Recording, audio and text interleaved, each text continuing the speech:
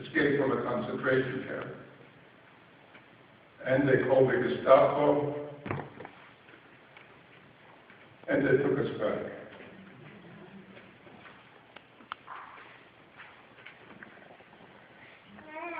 They took us back to Auschwitz, and there was a biggest ammo factory, Wunderberg, was right by Auschwitz concentration camp.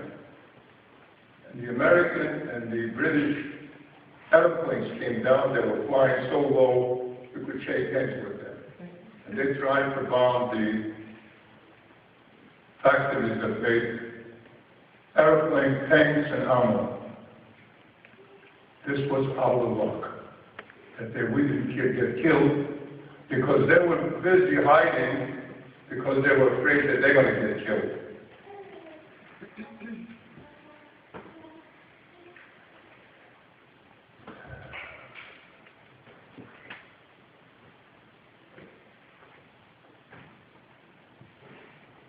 (1944).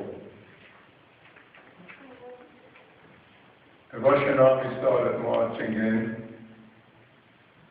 and we went on a dead march to Sachsenhausen, Oranienburg, the outskirts of Berlin. This was the biggest military camp, prisons of all the different nations. British, American, Polish, German, French. Everybody was in that camp, and the son of Joseph Stalin was in that camp. Germany wanted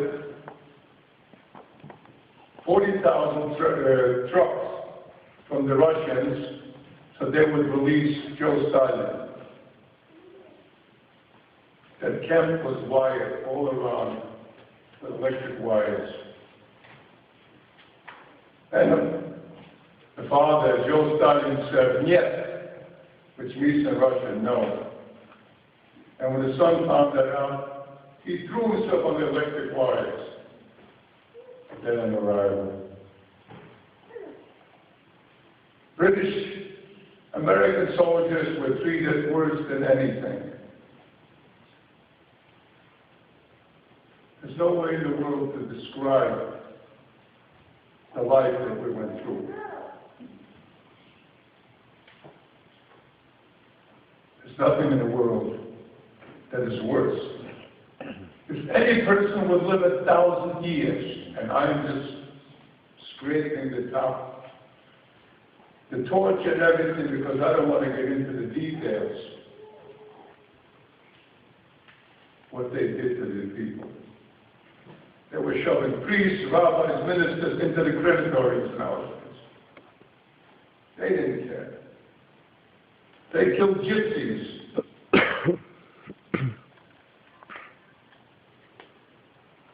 Because they believed that Hitler was more powerful than God. And I say one thing. If it wasn't for my belief in God, I wouldn't be here today. I always believe there's one God above. However you worship your God, that's your business, because there's only one God.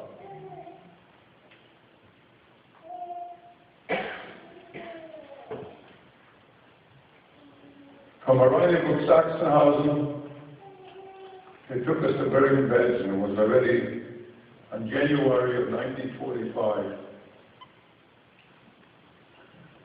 The British Army started coming through, and by the time I got to Bergen-Belsen, I found that my mother was alive. She weighed 48 pounds. She was 33 years old. Died in my arms. On May 8, 1945, the day that war ended in Europe.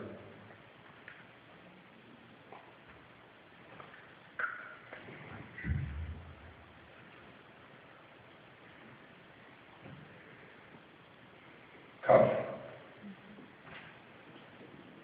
But now you know that you have a will to live.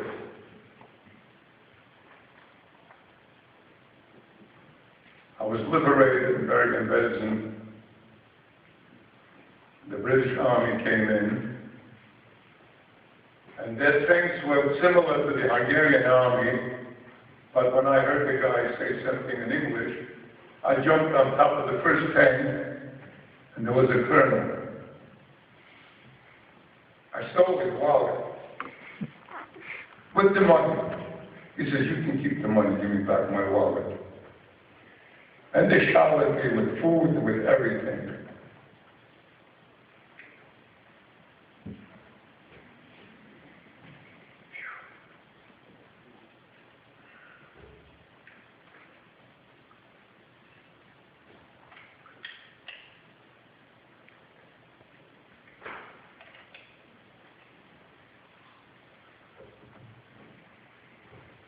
I was liberated, and I went through every different farm.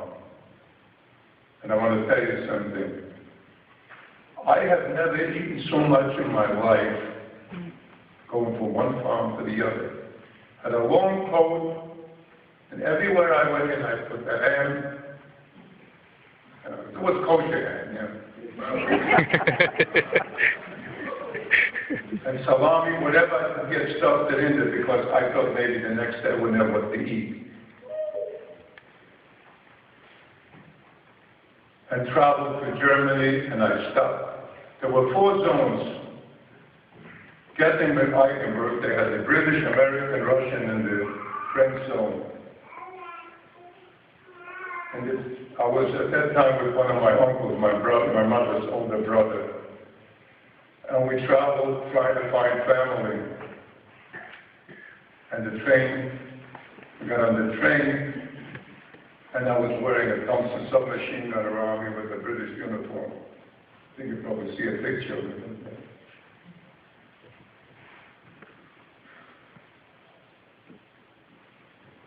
And as I was getting into the train, I saw one of the guards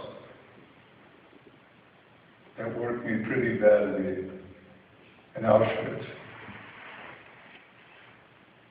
He almost killed me. And when I saw he had dyed his hair blonde, but they had the 2 SS on the left shoulder. And when I got on the train and I saw him, there was a British officer, and I said, "This is the guy that is a guard in the country." He said, "How do you know?" I says, I pulled the sleeve up and this up. He says, "I'm going to turn her off for 3 minutes, you can have it." I'll tell you something. They scraped him into an ambulance, because what he did to thousands of people is unbelievable.